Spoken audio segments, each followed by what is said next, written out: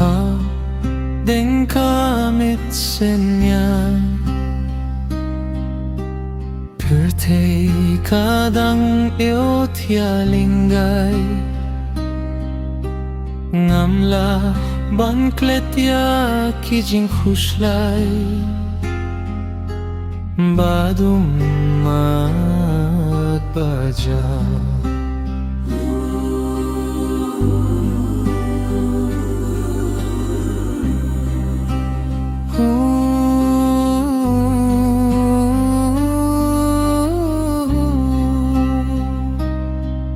Balaya nga hadukat ne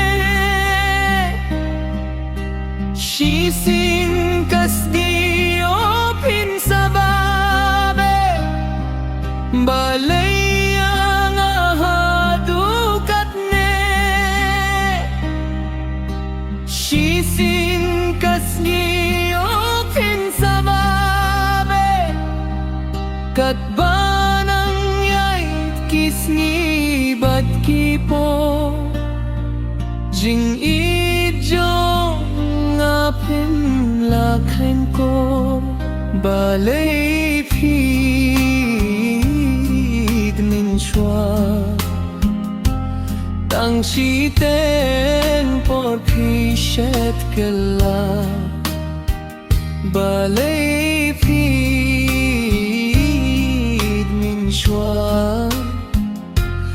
Ang siten por pishet kala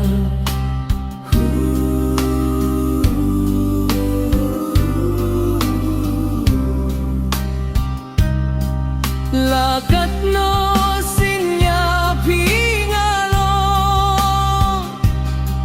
Jing ijong atori kendo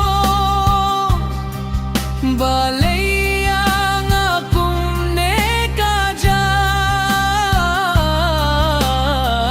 Siteng por pishet kala Balaya nga Tang siteng por pishet kala